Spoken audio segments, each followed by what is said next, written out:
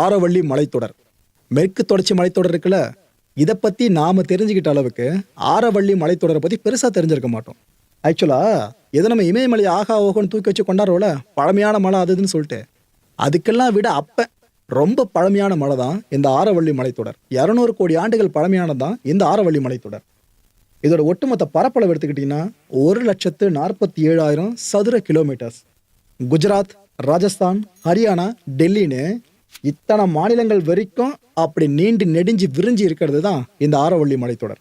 இந்த ஆரவள்ளி மலைத்தொடர் அப்படின்றது இந்தியாவோட பச்சை கவசம்னு சொல்லுவாங்க, இல்லைனா பசுமை கவசம்னு இன்னும் நீங்கள் ஈஸியாக எடுத்துக்கங்களா. அதை தார் பாலைவனம் இருக்குல்ல, இது கிழக்கு நோக்கி நகர்ந்து வளமான இந்தோ கங்கை சமவெளி இருக்குல்ல, அதையும் வறண்ட பூமியை மாற்றிடக்கூடாது அப்படின்ற விஷயத்துக்காக அப்படி கவசமா நடுவில் நின்று பாதுகாத்துட்டு இருக்கிறது தான் இந்த ஆரவள்ளி மலைத்தொடர்.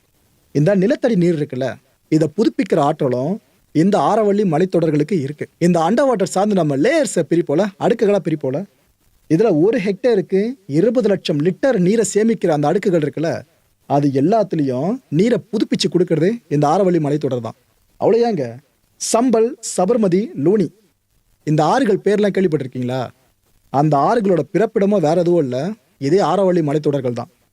டெல்லி தூசு புயல் இருக்குல்ல, இதனால ஏற்படுற மாசு இருக்கு பாருங்க, இதை ஃபுல்லாக வடிகட்டுற அந்த ஃபில்ட்ரேஷன் வேலை யார் பண்ணிட்டு இருக்கான்னு நினைக்கிறீங்க? எக்ஸாக்டா இதே ஆரவள்ளி மலைத்தொடர்கள் தான்.